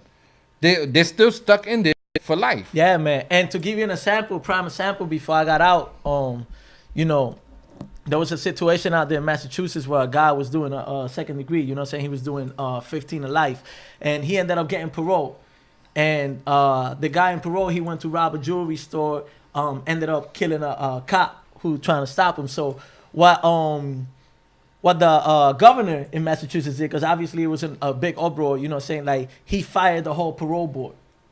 And then they hired new parole members. But you know, that's definitely conflict of interest, because now your job security depends on a decision you make about a stranger. You know what I'm saying? But that's only one person. That's not. You can't judge everybody. Right, but then what it does though is it make it more difficult for the people that come afterwards. It does, because now the board is not going to want to let nobody go. Because they're going to lose their job. If you go out there and mess up, my job is on the line. So why would I put my job on the line for a stranger who's basically they're already worth nothing to them? You know what I'm saying? Right. So that's why the system, you cannot decide things based on the system, because the system is not going to evolve, and individually every case is different, every situation is different. Definitely. You know? So since you did your bid and you've had your time on the street, I want to ask you, what does the word snitch mean to you, and how do you feel about it? The word snitch? Yes. The word snitch means to me, if you get involved, if you get involved in something, know what you're getting involved in, know what the consequences are, make the decision. You know what I'm saying? Whether you want to be a part of it or you don't want to be a part of it. Now, like in any situation, not just in the streets, you know what I'm saying? Like, it could just be investing in a car. You know what I'm saying? You know what the risks are of you buying that car, but once you decide to buy it, if what the risk was actually happens, you can't, you know what I'm saying? Like, right. You can't go and blame yourself, and it's probably not a good example as far as like the snitching part, because it becomes a thing where. Let's say that you did something with my husband. That's so to say, and would you ever snitch on him if y'all ever got caught? No, definitely not. Like, but I understand exactly what you're talking about. In other words, if you getting into a lifestyle, right, that has rules to it, because there's actually rules to the criminal lifestyle, right? If you get involved in a lifestyle that actually has rules to it, then you got to learn to abide by those rules. If people don't abide by the rules, those are the people that tend to be called snitches or tend to do that. Yeah. Because if you're not part of the lifestyle, then that actually does not, that word does not even refer to you. You know what I'm saying? But on another note, well, you know what I'm saying, what you was talking about with the system and the whole parole board issue and everything, though, you know, it's already, like, we already have, like, the chip stacked against a person when you go in front of a parole board. And then, in other words, for a governor to do something like that actually makes it even more difficult, which means that we're actually, we're already an underdog. You know what I'm saying? Speaking for my prison community. Yeah. We're already an underdog. But then now we have more chips stacked against us. Yeah, man. To even just get our freedom. It's an uphill battle, you know what I'm saying? And I was very fortunate to meet the right people, the good people, you know what I'm saying? Actually, I want to give a shout out to them, Mandy Oser and the Wine Social Company, you know what I'm saying? And Adisha down in Hell's Kitchen, you could go check them out, you know what I'm saying? They're very known, popular wine bar out here in the city, and thanks to them, you know what I'm saying, like they believed in me. They gave me the opportunity and actually have helped me a lot, you know what I'm saying, since I've been home, and so there's still people out there. So these are places where you actually performed, or you? No, this is actually the people that first employed me when I came out here when I had nothing, you know what I'm saying? Okay. Until this day, like, I'm no longer employed by them, but I'm very, you know, like, they become very personal friends of mine. And these are people, you know, like, they're business owners, you know what I'm saying? Yeah. In the city, you know what I'm saying? And where I come from, it's like they could have very easily just passed on that. And not only they gave me an opportunity for employment, you know what I'm saying? Like, they actually took it beyond that. Beyond that friendship. Right. So that's something that I just wanted to highlight as well. You know shout them out again. Definitely. You know? Yeah, definitely, man. They already know. What was the name of the winery again? On 52nd and 10th Avenue. It's a wine bar, man. Great place. You know what I'm saying? You can go check it out. It's a very fun environment. Perfect place to take a girl on a date, man. So now since Remember that, baby. yeah. So now since How you brushed that off, right? So now since you've been home and been in New York, have you done any performances already? No, we haven't done any performances because actually, when I first came out, you know what I'm saying, I was trying to do a few things. I recorded. I found a few studios. I was recording. You know what I'm saying, but I was very unfamiliar with the business side of music. You know what I'm saying, like I've always just had this idea of just make music. You thought you could jump into it, and you didn't know about all the aspects. Exactly. You know, and so when I first came out here, I found a lot of resistance. You know what I'm saying? And so that kind of discouraged me a little in the sense of not quitting music, but just I wasn't invested. I was trying to build myself as well. You know what I'm saying? Right, definitely. In the situation that I come from. And but then, things started to fall into place. Things started to build up, and I got back in the flow of music. I got a way better understanding of the industry and what it's like now. So what do you have coming out right now? Well, I'm working on a project. We actually, all my music, I have a few videos on YouTube. All my music is on SoundCloud as well, Jay Lavoe. There's actually the last 2 tracks that we released, I'm a Hustler and Presión, are on SoundCloud. They're not on YouTube yet. But particularly the I'm a Hustler, I worked on with a producer from Europe, actually, called OBM Beats. And we both liked the experience. We both felt very satisfied with the project that we did, and we actually working on other things now. The song that we're gonna perform to produced by him as well. What's the name of it? OBM Beats, and you can check him out obmbeats.com. You know what I'm saying? He got beats on deck, man. The dude is an animal, and the song you're gonna perform? Yeah, and the song we're gonna perform was produced by him as well. It's Voy a mí. Okay. So it's all Spanish, or it's it's all Spanish. I mean, we do English hip hop as well. His brother's an artist as well. We actually got a song in the studio right now that we working on called Jungle with his bro and another guy who's an amazing talent called London. He could tell you. Just throwing it to the waist. No, that's never good. Yeah. Wow. But that's something that we're working on as well. You know what I'm saying? And I definitely do English hip hop as well, but right now we're focused on the Spanish project, and then we're gonna But there's nothing wrong with that. But there's nothing wrong with that because you gotta like I said before, you gotta look out for your day ones, right? You always gotta link up with your day ones. It's good to network and it's good to always expand. However, you gotta strengthen your base. Yeah. You know what I'm saying? And that's actually the best thing to do. You know what I'm saying? My viewers, we tend to neglect the Spanish viewers because we tend to put up a lot of English hip hop. So today we're gonna hit up the Spanish viewers, right? And we're gonna do something for y'all, right? Yeah, man, definitely. So now the whole point of the matter is that we got this platform for you. So now you putting together your SoundCloud, you putting together your YouTube. You know what I'm saying? You're putting your music out there.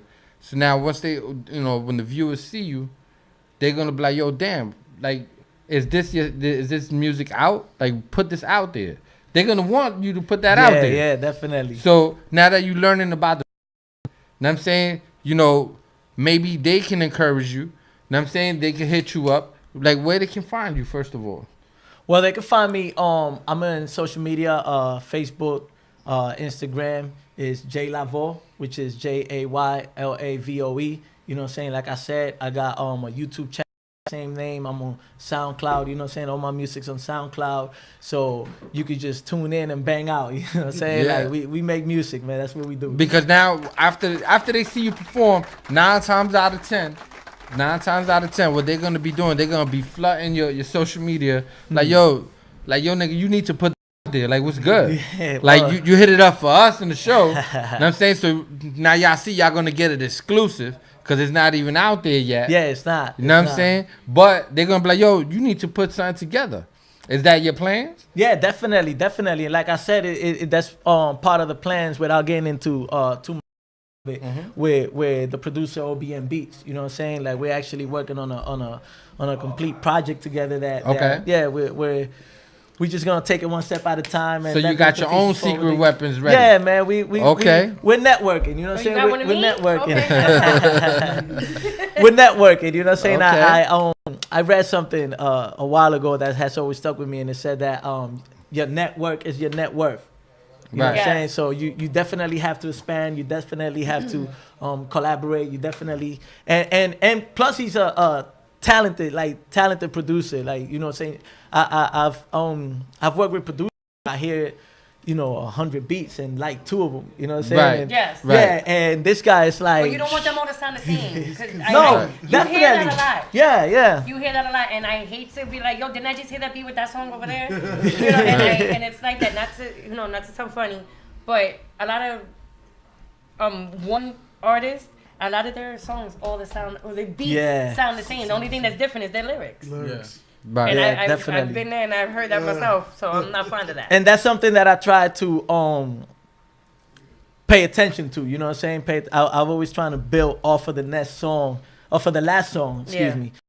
To build off of the last song. You know what I'm saying? Like I don't want to just I'm not trying to be all over the place because I can't be. I'm trying to actually express myself. I'm you know what I'm saying? So even if I don't want to, if everything builds on You got to my last. establish your path. Because the whole point is you can't jump from step 1 to step 10. You got to go step 1, step 2, step 3. Yeah, man. Right? Because that's what's actually gonna guarantee a long lasting success. So there's no ghostwriter. You write everything, correct? Excuse me? There's not a ghostwriter. You write everything. No, yourself. yeah, I write everything. And Yeah, he started on scrap paper. You had to man, hide it. Definitely. Right? I just want that. Because how many songs do you have out yourself off hand? That are out. Yeah.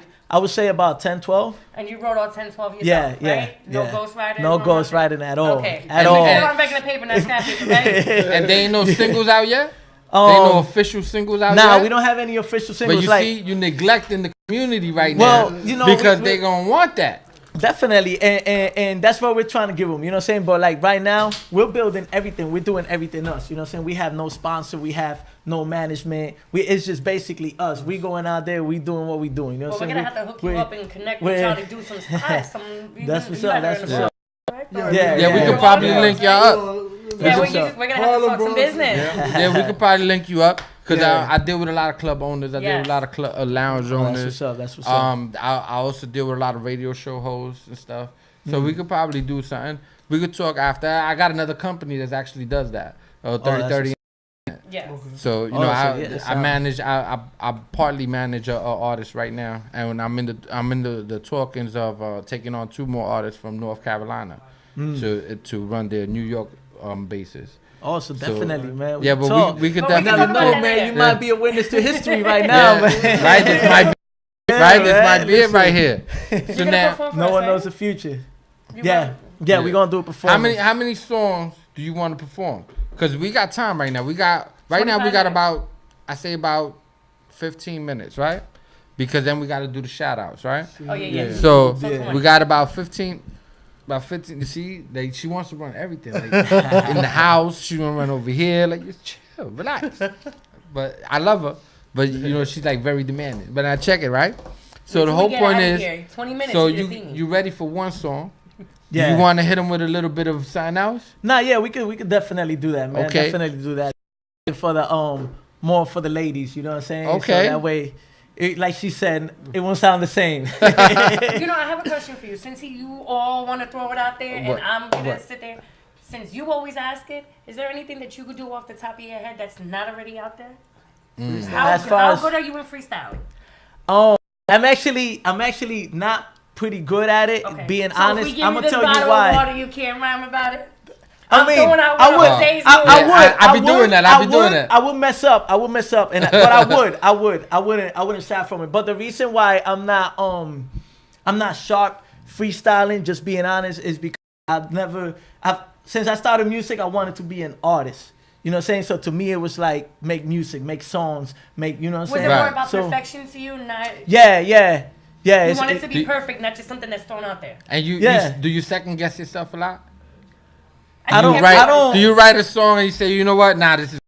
I don't second guess myself, but I do write a song and be like, and I'm feeling it, and 2 days later I'm like, nah, or I'll be halfway through a song, you know, and halfway through I'll be like, nah, you know what, this song's not it, and I'll abandon it, you know what I'm saying? Yeah. And there's been times where a year go by and I go back to it and finish it, right? You know what I mean? So it's just, I would say, like a whole little scrapbook of songs that aren't out there, right? Yeah, but I actually do. I have those, and actually, it's something that I might consider in the future of putting together. Albums, but like you couldn't have like what about 10 albums off with all the music that you got together, give or take, or maybe less. Probably, yeah. I would say about 6-7 albums, but I'm very hesitant about that music, just me personally, because I wrote it at a different era, at a different time.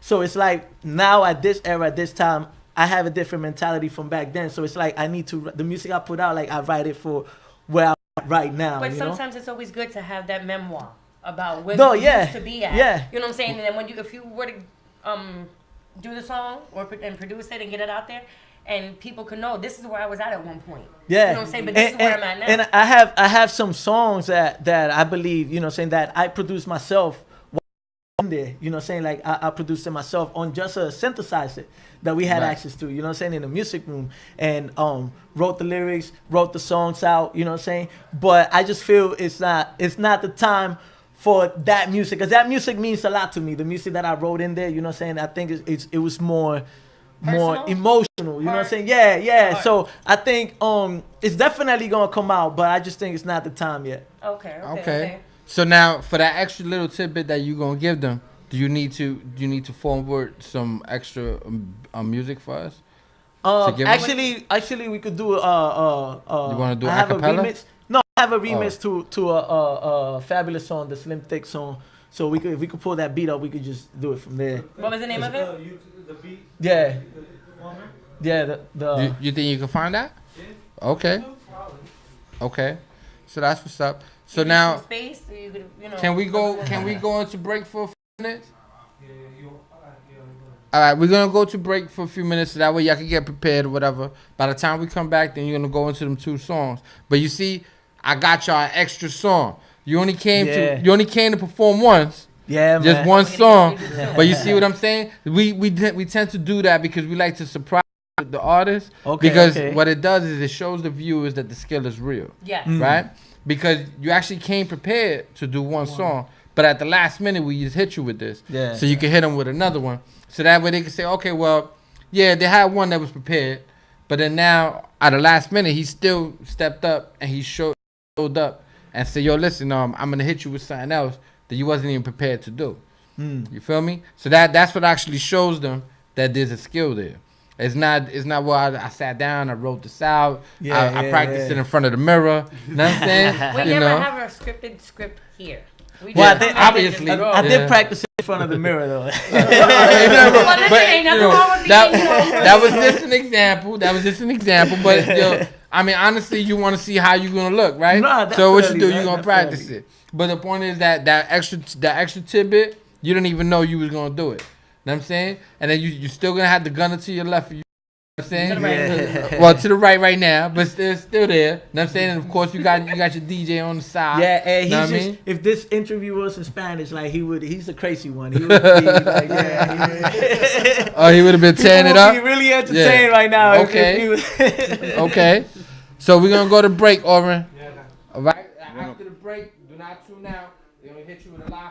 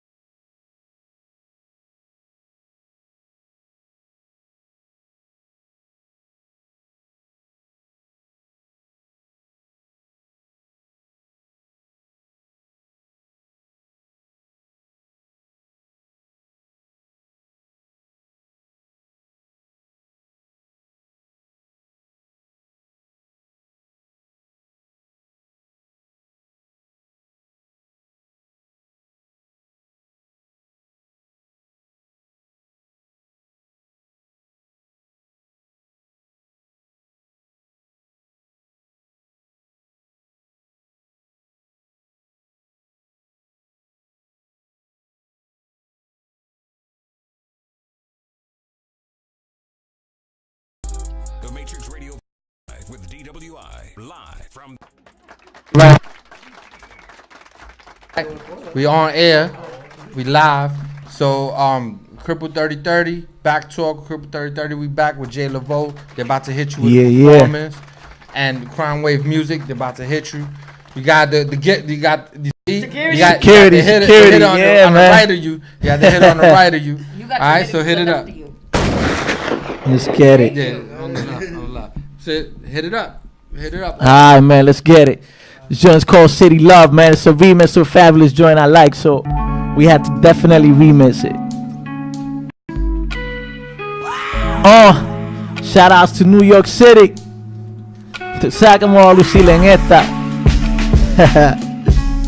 Yeah. Check it out. Yeah. Déjame hablarte de mi gata brasileña. Chica hermosa, de ojos claros y piel trigueña. Chica que ha logrado todo lo que ella se empeña y anda por la vida sin importarle las señas. Yo le hablé del mundo para ver lo que le enseña. Le hablé de fantasías para ver con lo que sueña. Y me dijo que ella se siente como Cinderela, que la suerte le cambió la vida como en las novelas. Desde que me conoció, siente que nació. Fue de las uñas, llamó al novio y lo dejó. Fue asesinando y no yo. Y ahora siente que no hay otro como yo. Yo me siento igual y eso nos convierte en dos. Porque si hablamos bien claro, no hay quien joda con la voz. Tema de mi chica japonesa, chica bien creída. The beat's messing me up. Is that the one? Yeah.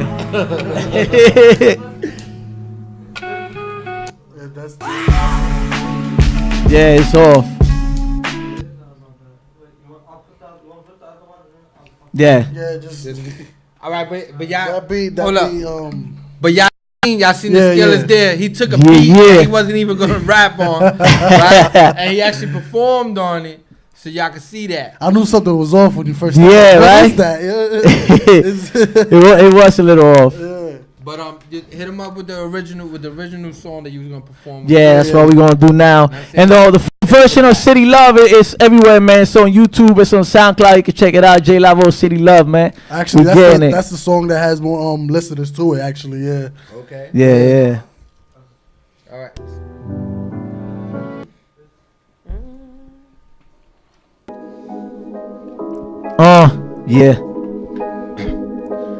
Yeah.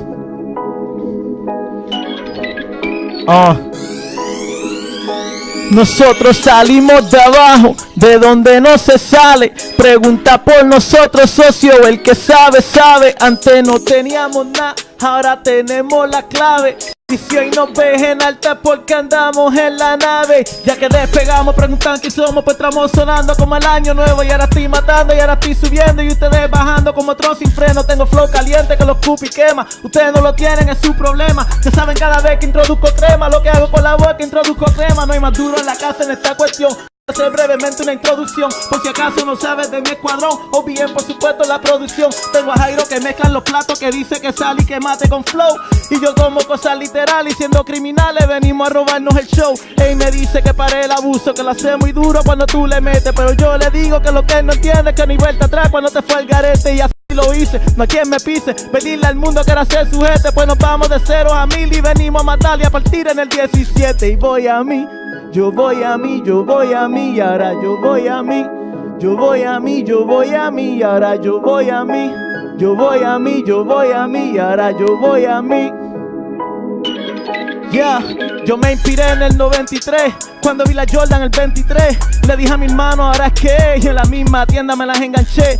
Al otro día a la escuela llegué, me asombré yo mismo cuando yo entré. La que nunca me hacía caso me habló en inglés, pero me hice loco y ni la miré. Foque pa, me salí de la escuela, era para el verano del 96. Bien cogí para la calle y todavía no cumplía los 16. Prendimos la Sargent, quemamos Sonoma. Nos hicimos chabón que Pitolo salió chota. Foque pa, seguimos al garete. En el 97 yo hice como Jordan. En el 98 comencé a odiar, pero siempre es así cuando el bolsillo engorda. En el 99 me encerraron, no quería que ganara el campeonato. Se hice como Kobe, triple que los money. Comencé con 8 y subí a 24. Y voy a mí, yo voy a mí, yo voy a mí, y ahora yo voy a mí. Yo voy a mí, yo voy a mí, y ahora yo voy a mí. Yo voy a mí, yo voy a mí, y ahora yo voy a mí. Yo voy a mí. yo voy a mí, yo voy a mí, yo voy a mí, ahora yo voy a mí, yo voy a mí, yo voy a mí, ahora yo voy a mí, yo voy a mí, yo voy a mí, socio, yo voy a mí, yo voy a mí.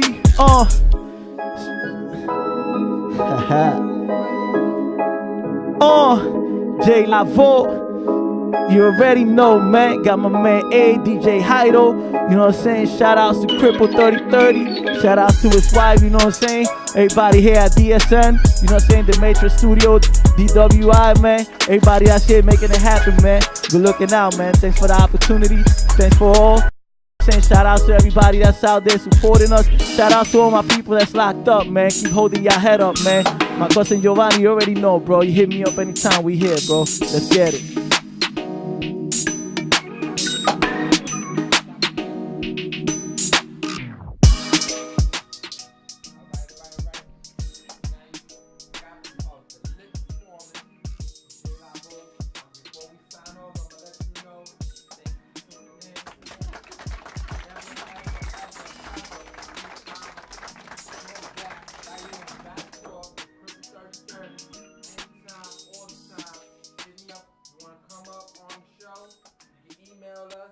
Backtalk@famlife.net. That's backtalk@BHAMLIFE.net. And let me know your story. We don't discriminate, no criminal backgrounds, none of that. This is our home right here. All right? Peace. Off the books, ghetto university knowledge is on the took.